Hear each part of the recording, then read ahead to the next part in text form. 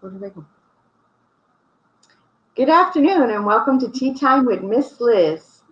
That's right, it's tea time and it's afternoon tea. I have tea time in the afternoon and in the evening, but today we're doing afternoon. And in the studio I have Clara Baldwin from Peace with Pieces. Hi, Clara. So I'm going to share a little bit on this amazing young lady, and then she's going to take over and share about Peace for Pieces, and then we're just going to sit back and enjoy an amazing conversation together. So I lost you somewhere. Where did I go? I had it all set up and then we went boom, right? Oh yeah, no worries. That happens all the time. So Clara is a 24-year-old and lives and works and podcasts from Kansas City, Missouri. She's attended Westminster College where she attains a degree in marketing and computer science. She also holds over 5 certificates for SEO, advertisement, and Google while in college. Clara developed an online boutique that accumulated a total of 40,000 plus followers on social media. Holy cow, girl. As well as a website design business she used to fund her college. She then developed Peace Over Pieces, where she communicates with survivors and victims around the world to raise donations. Her ultimate goal is to continue to give back to the community while applying her passion and skills into clients on the marketing business side of life. Since starting the podcast in 2018, Peace Over Pieces has on average 3,000 plus listeners a month, raised thousands in donations, and now is developing an anthology book, collecting stories from women and men who have experienced abuse all over the world. And Clara, take it away and share what Peace for Pieces is all about. Sure, yeah, you covered a bit of it, but I started Peace Over Pieces about 2 years ago. I think I was a junior in college when I thought of the idea, and it's actually inspired by my childhood, which we can go into that a little later, of course, during conversation. But I always knew how to code, and I was into marketing, so I was like, oh, I'm going to make this website, and I really want to do a nonprofit. It's always been my dream, like since I was little, to just do something for the world in a good way, just out of pure passion. So I created Peace Over Pieces and developed a podcast, which is available on Apple and Spotify. And basically, we just talk to men and women all over the world, just by random selection. I get a couple hundred of DMs per week in the Instagram account, and sometimes someone will just reach out and be like, I really want to share my story. I want to help other people from my experiences and help people with trauma. And so I basically am like, okay, let's do this. We just get on a podcast just like we're doing right now. We have conversation, lessons learned and their backstory. And then I publish it for everyone to hear on Apple and Spotify and collect donations. So on the website, it's kind of set up to where it has a person, the episode, and kind of a backstory. You can listen, and then there's a button that says donate to the fund or donate to the specific person. So when someone donates, they can allocate the donation to that person, or they can just give it to the whole fund, which goes to many different things to help, victims and survivors of domestic abuse. But that's a little overview of the nonprofit. So where did the name Peace for Pieces come from? Yeah, so I get that question a lot, actually, but I was just sitting there and I knew that I wanted it to be focused on domestic abuse and recovery. And I just thought of words that, aligned with people in recovery. So I thought of peace. And then I thought of words that aligned with people in pain. I thought pieces, like you're in pieces. So Peace Over Pieces, we aim to have peace over being in pieces. So then I put it together, and honestly, it just came to me. It was just like a light bulb. I really like the name, and I love the color. Like I told you, I love the color. Thank you. Yeah, it's all orange. Like the website's orange, the Instagram template's orange. Yeah, all of it. Yeah, I love it. Like I said, orange is a playful color. Right? It's very warm. So why the awareness for domestic abuse? Do you know somebody, or have you been in a relationship with abuse? Yeah, so I actually just shared my personal story for the first time in 2 years. I've always been interviewing, survivors and victims and asking about their story. And I kept getting questions like, why did you start this? Why are you passionate about this topic? And, to be honest, I have an experience related to domestic abuse, like my whole childhood, since I could remember growing up to 18 years old when I left the house. I actually grew up in an abusive household. My parents were in a severe domestic abuse relationship. Um, and honestly, yeah, it goes all the way back. My dad was very abusive to my mom. She's actually an immigrant from Thailand. She moved here when she was 8 years old, 9 years old. Oh, wow. Yeah, and so I'm half Thai, half German. My mom and my dad met in college at Mizzou, University of Missouri in Columbia. And she said that, like, when they met, they were just like this amazing couple. They were just like in love with each other, and everyone thought they were so wild and fun and like thought they were so good for each other. And she got pregnant at 19 years old, her sophomore year of college, on accident. And my dad is why he's like way older than her. He's like 8 years older than her. So at this point of time, my mom had to steer away from college, and she was having my brother. So my brother is 1 year older than me, and then it's me and my little sister. So she got pregnant with my brother at 19, and then she said that around the time she got pregnant is when my dad's whole personality kind of changed. And at the time, she's from Thailand, so like an old-fashioned family. Like her family was from the government, and they had to leave because of the Vietnam War and be safe for the kids. So they sent all the kids. She's one of 8 siblings. They sent all of them to the United States. Her dad died in Thailand, and she had an arranged marriage. So she was like very old fashioned. Like she was supposed to marry a traditional Thai man who was, I think, was like a pharmacist in Colorado. This is all crazy. I wish she would write a book, honestly. You never know, right? Yeah. And so, keep pushing. Yeah, instead, she's with this American guy, a frat guy from University of Missouri. She just fell head over heels for him, blew off the arranged marriage. She said they literally threw a party for her for this arranged marriage, and she was like, I'm not doing it. I'm in love with this guy. She got pregnant. They basically cut her off completely, like cut off all her ties, and was like, you're nothing to us anymore. You won't listen to us. We're trying to do what's best for you. And of course, like, times are different now. My family is so like Americanized and not like that, but back then that was the situation she was in, and she was the youngest of 8. Like everyone followed the rules except her. She was like the rebel. And so she's now at this point like cut off from her family, and she's just with my dad, and he's starting to give these red flags of being abusive. And she has no money. She's literally a college student who works at Express, the clothing store. He doesn't have very much money either. They're just broke college kids, and now she's pregnant with no family. So you can imagine, like, being that age, how tough that is and how isolated you are. Like, you are kind of in the situation, and she's naive. This was also her first boyfriend, and she had no experience in the dating world. So she is very, like, unaware, I guess you would say. Not stupid, but just, like, not experienced. Yeah. And so she said the first 2 years she was like, she got pregnant, and then the year after that, she started seeing like my dad start talking down to her. It was weird. Like, he kind of had this bipolar snap in him, and now we know nowadays he does have severe bipolar disorder, almost like schizophrenia, where he's so normal, and then like boom, like just something really tiny, he will just go bazookas, like insane. And honestly, since I was little, I saw it like the earliest ages of 5, 6. I can remember, like, I would be sitting in the living room watching TV with my siblings or playing video games or anything like that. And then you would just hear my dad like snap, like start screaming on the top of his lungs, throwing stuff, like, calling my mom cuss words just because of small things, like she didn't get him a napkin for lunch, or like, wow, he,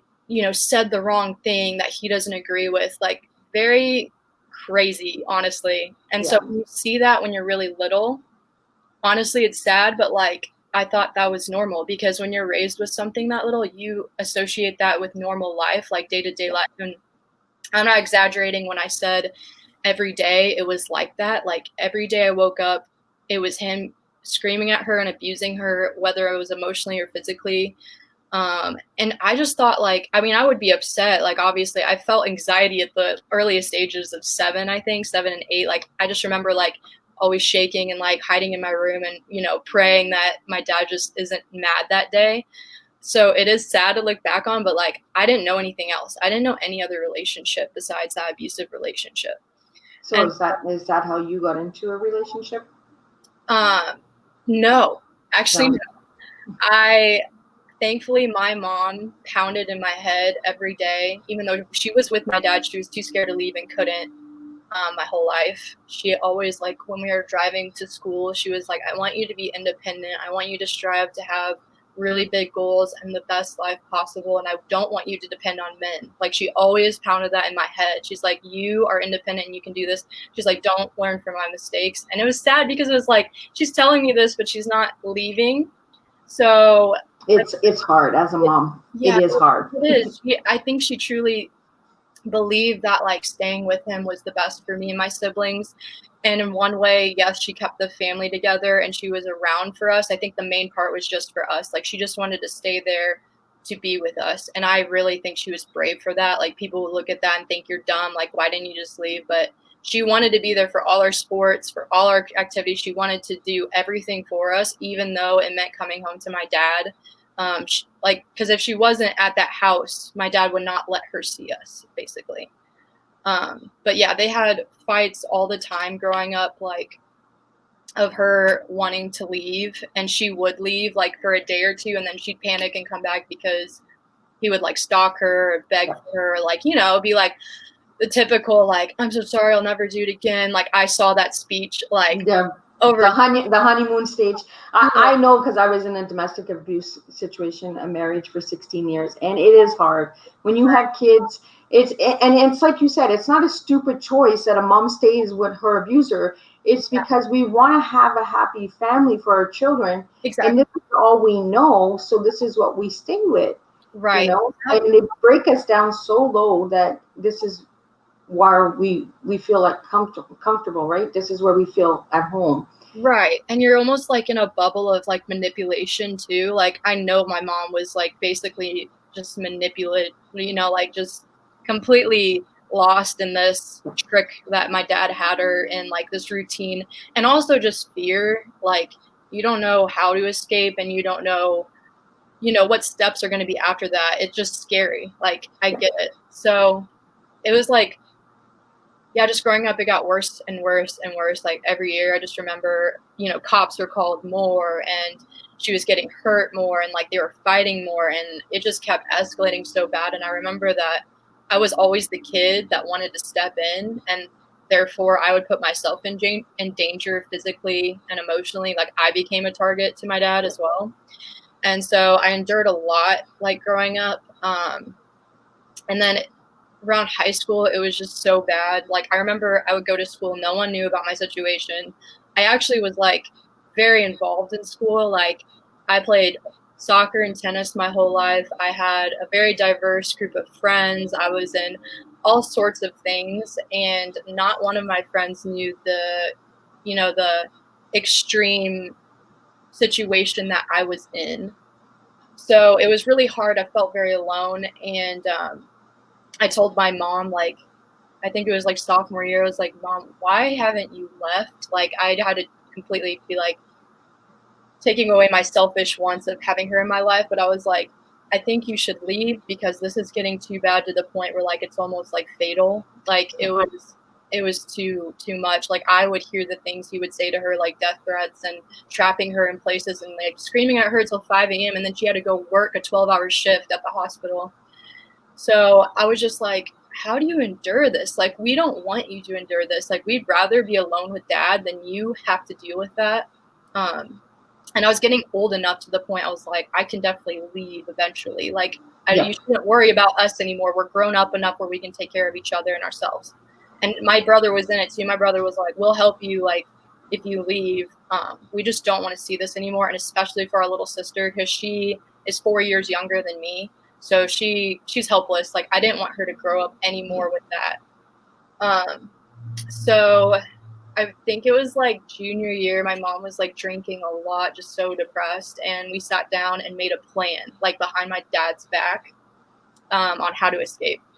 So she has family in Kansas City that she grew up with. And we knew that she couldn't stay in the same town because my dad is that psycho. Like, he would find her and do something to her. There's no way. Like, he's really good at technology too. Like, I did get that from his side. Like, I mean, shout out that at least. Yeah, he knows how to hack things and like stalk location and stuff. It's kind of they're good at that. They're really good at that. Yeah, and he could track like where she was texting from and see exactly the location and go find her. So in the previous situations, he would just go get her and like bring her back. So we were like, okay, when you leave, you have to go to Kansas City, go to your family, and just hide out there, and then we'll take care of him. If he's having crazy episodes, we're just going to deal with it. And so we literally planned this for the day after I graduated high school, literally the day after, she was going to leave. And she was going to escape with this. Literally, she took like a bag of clothes and $200 or something because he had all the finance control too. They do that too. Yeah, they do that as well. And so it was wild because I remember I was graduating and like I was with all my friends that day, and it was supposed to be a very happy experience. But in the back of my head, I was like, holy shit, like tomorrow's the day. Like, she's going to leave. And we got to step up as a family to help her. So he had no idea. And I remember she left, and he didn't realize till like, it was like 6 p.m. that day. It was like a Sunday or something. Like, she wasn't coming back, and he was freaking out, like texting her, like, what the hell are you doing? Why aren't you home yet? Like, just going crazy. And we're all the kids are just like, oh my gosh, this is going to be so bad. Like, when he figures it out, and like, he's going to start, harassing us. So she left, and we were harassed like for 2 weeks straight. We didn't say like we knew, but he eventually found out about her leaving, and those 2 weeks were just insane. Like, he was just like on a manic attack the whole time, like taking it out on us kids and like going crazy. So yeah, that was how she left, and it was so tough the first year and a half. Like, we had to send rent money to her, and I was working at restaurants at the time. Like, just normal 18-year-old. Like, I don't have a full career. So, and my brother was working at, I think, like Sam's Club, and we were pulling together our paychecks to pay rent for her, and still wasn't really enough, like, no matter what we did. But I just remember she was just so guilty, and she felt so bad, and she was like, I'm supposed to be taking care of you guys. Like, I'd rather sleep in my car and you guys keep your money. So like, even when she needed that money, like, she didn't want to take it from us, or she would give us money like while she was down and out, and we wouldn't accept it. But she's the most selfish, like selfless, hardworking mom like ever. I don't know, just to this day, she works so hard. But I remember that it was like a year and a half later. I was in freshman year of high school, moved myself in freshman year. I was just, I didn't tell anyone what was going on still, because I just meet these people in college. I'm not going to give you my whole life story. I don't even know you. Yeah. So I went to classes, would work, and then send money. I remember I couldn't pay my student bills. I was in a friggin' sorority, like, smart of me, like $1,000 more to pay. So I was paying for that and paying for school and paying for my mom. And that's when I got the idea to start a boutique, like a drop shipping boutique, because you don't need money to get in that industry. I knew how to code and make a website. So I created one, and then I started doing, like, this is when Instagram was new, like kind of new to marketing. And so I was like, I can take advantage of this. Like, I could probably make money if I just really grind and do this instead of working nights at a restaurant for $60 a night.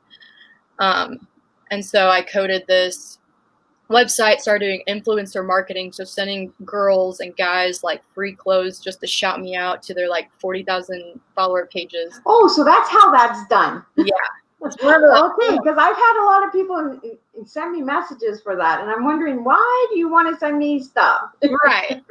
Like, it's just one way of doing it. Like, when you don't have money to spend thousands on ads, So my account blew up, like, within a year. It got 40,000 followers. Like, I was selling, cheaper stuff for younger kids that was affordable.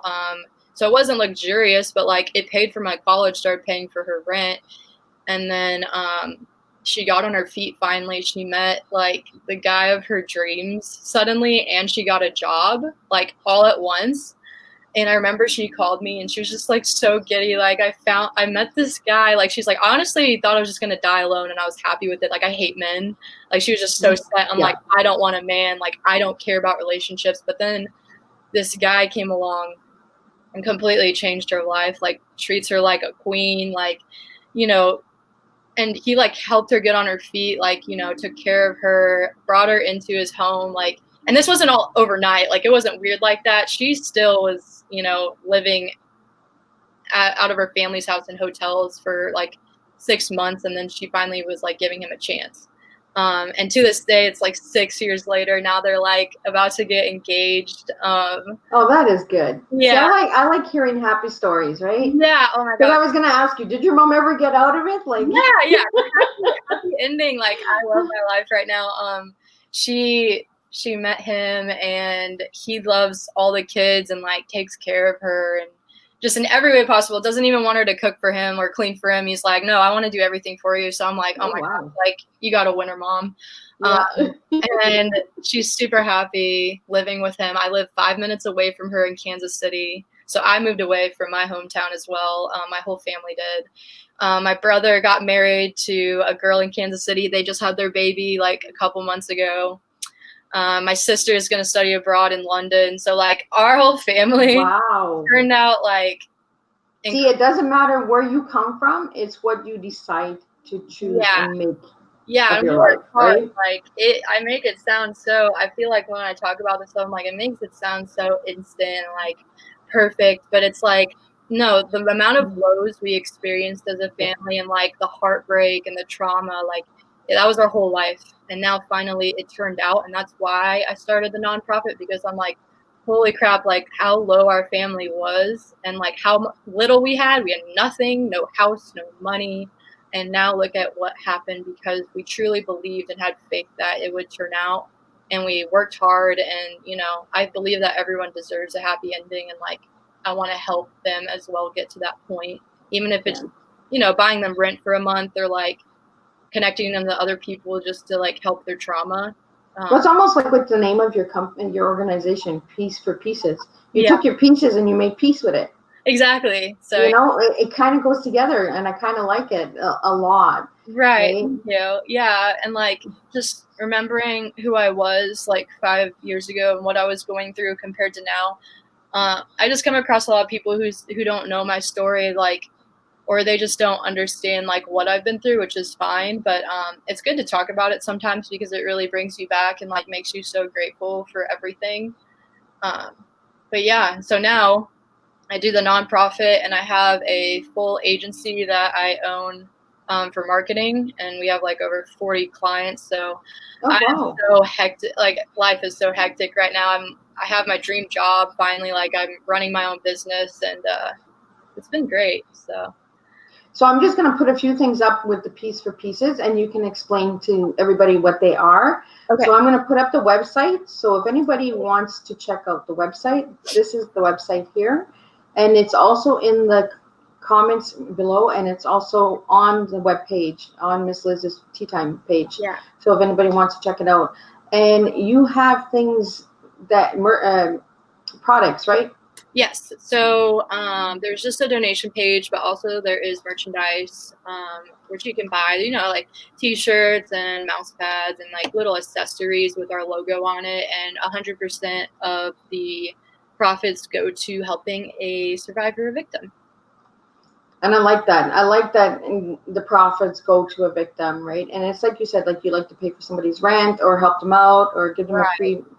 And it goes a long way, because when you're in that situation, even like a tank of gas is like just a breath of fresh air for someone going through that. So yeah, it's my favorite to like send them the money. And also if you do help, you'll get an email on exactly what it went to. Maybe not like their name or anything, but like I'll send you exactly like how it helped. So, and these are some of the products, right, that you have on the website? Yes, yeah. So there's some t-shirts, a bag, mouse pad. Yeah, there's a couple things that you could buy. And there's beautiful Clara right in the middle, amazing young lady who has created this. And is changing lives.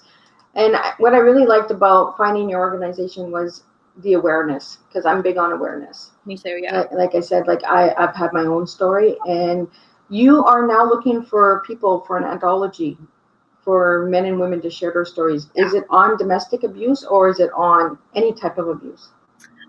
You know, it is centered around domestic abuse. That's most of my followers, and like they're all survivors of domestic abuse. But I also don't want to exclude like any stories, because I've had a couple that, you know, are sexual abuse or anything like that, which will be in there. But yeah, the book is being developed right now. I'm hoping to get it proofread by September. So hopefully by like sometime in 2021, I'll release the book. And for every purchase, that's going to help victims as well. All the writers in there are willing to make it a charity thing. So they're kind enough to share their story in the book for a nonprofit. So how many writers are you looking for this book? Honestly, I've never wrote a book, so I am just trying to get about 25 right now. That's a nice size. Yeah. Okay, good. Yeah. I'm actually in 4 anthology books, so. Oh yeah. Yeah. My first one was 20. My first one was 27. Second one 25. Third one 17, and then my last one 8. Okay, gotcha. So yeah, I was thinking, like I was telling everyone, make it like, you know, 5 to 10 pages. So we'll see. See. And that's a nice size. 5 to 7 pages is a nice size story. It's 2,200 words, and you can get your story in with 2,200 words. Right. That's what I'm hoping. So yeah, hope it works out. We'll see. So we have it on your poster to grab an orange tea. Now, the reason why I put grab an orange tea was because of your favorite color, orange. Yes. So for anybody out there who's watching today, if you're drinking an orange tea, I want to hear about it. I want to know that you're supporting us with a cup of orange tea today. And for sure, check out Clara and her website, Piece for Pieces. Clara, how would people be able to get a hold of you? Like, what platforms are you on? Yeah, I'm on Instagram. You can contact me through Piece Over Pieces account, or you can just contact me through my personal account, which is Clara.Baldwin. I'm also on Facebook. If you want to send a friend request, I'd be happy to connect. But yeah, I'm pretty much on every platform because I am like a marketing person. You can find me on LinkedIn, anything. So what does tea mean to Clara? What does tea mean to Clara? Tea means networking, connecting, sharing your story. That's what I have interpreted tea as for today. Awesome. I love that answer. And I love that you shared your story in your mom's story and that as well, because it gives the viewers out there a chance to get to know that no matter where we come from, we can make a difference. Yes. And you have made a difference. Like you really truly inspire me. Like the growth, like when I read your bio, I was like, wow, where did this girl get this strength from? And my children amaze me as well, because they grew up in such a bad situation and they're turning out to be amazing kids. And it's like, where do you kids get this strength from? Like, it's literally from the upbringing. And I truly think like people who have faced adversity and hardship, they're honestly the most inspiring people I've ever met. Like out of everyone I know, I could name the people like who are the most inspiring, and those are people who have experienced pain. And I think that's because like you can connect with people more and be more sympathetic, and it makes you work hard. When your back is against the wall, like you want to work hard. Yeah, you really do. So who is your role model in life? Obvious answer, but my mom. I love her. Yeah, she is my role model, and like her dream was to open up a Thai restaurant, and she actually did in Kansas City. Wow. Thai Spice. And so she went from 0 to like the dream life. She doesn't really have to work, honestly, but she chooses to because she likes being around people and she loves cooking. Like that's her favorite thing. That's Thai culture. Like you cook and you eat and you cook and you eat. Like you eat a lot. So her restaurant's built 30 seconds from my condo and 5 minutes from her place. So wow. I have lunch with her like every day. And she works there like Monday through Saturday. Like she loves it so much. So she's definitely my role model. I got my like entrepreneurial spirit from her and like hard work, like since I was little. she's worked hard. So definitely her. Oh, that's good. And I always love to hear that a mother and daughter is close, right? So we have a viewer in the studio. He's from the Philippines, and he left a, he left a comment saying, "Very inspiring story. Salute and more power. Hashtag more power." Oh, thank you. Yeah, that's super cool. So yeah, I have viewers from all over the world that jump into the studio and watch on the watch parties and all that. So if anybody has any questions at all, just leave them in the comments, and for sure I'll get them to Clara. So Yeah. Clara, what message would you like to leave the viewers with today? I think the message I would like to leave viewers is that no matter how low you are or what situation you're in, you can definitely pick yourself up and make a beautiful life out of what you're given, even if it's little. And if anything, I do know that because I had nothing, but there is always a chance to make a beautiful life if you just persevere. And just like reach out to people. Like, I think my biggest regret in life is not telling anyone that I needed help and support. It's okay to need that, and you're human enough. Like, people are more inspired by you if you're willing to show transparency and like need help. And if you ever need someone to talk to, you can always talk to me as well. I'm available 24/7 from or from home. And like, if you do need someone to talk to or you want to share your story of abuse, feel free to message me. So, and how do people get onto your podcast? Well, that's like not a definite answer, but I try to have a lineup for podcast guests for people who actually ask me like to come on. Sometimes I ask certain people to come on, but like I normally have a lineup, and I'll do. I'm trying to get more episodes out there. I've just been really swamped with work, so it's going to be once every 2 weeks. Then usually I can get to you. And you have channels, right? You have Spotify and Apple, I believe you said. Yes. Okay, I'll get you to send me that information, and we'll get that into the comments so people can check out your podcast as well. Yeah, that sounds good. Sounds good. Yeah. Well, I really enjoyed today's tea time, and I know that you have a meeting, so I'm trying to keep in the minutes and all that. I don't want to go out. But yeah. I really, really appreciated you taking the time today to share with us and that.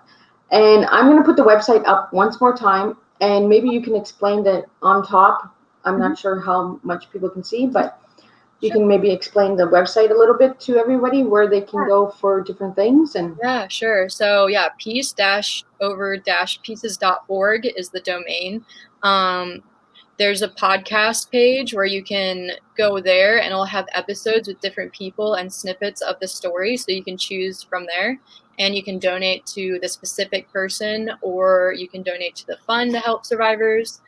There's a donate and merch page where you can buy merchandise or donate. And then there's a resources page that lists out a bunch of local resources you can use and just things you can look at if you do need help with a situation that you are in. There's also a contact page on there. If you send in a form there, I'll get back to you right away. Okay, awesome. Well, thank you for joining me today for Tea Time. That was so fun. And for anybody out there who would like to know more on Peace for Pieces, check out her Instagram, check out her Spotify and her Apple, which we'll get out there for you. And check out the website. And if you want to get involved, just get a hold of Clara, because this girl is amazing. Thank you. You truly are amazing young lady. And I really am honored to have you on my platform today. So I'm going to end the show with what Miss Liz is all about. And then we're going to close this tea time up. And I'm going to wish you a happy day. All right. Thank you, Liz. Not a problem. So I'm going to do this. I'm going to play around a little bit. So we're going to get her going. And we're going to close the tea time up today. And I'll see you tomorrow with DNA. All right.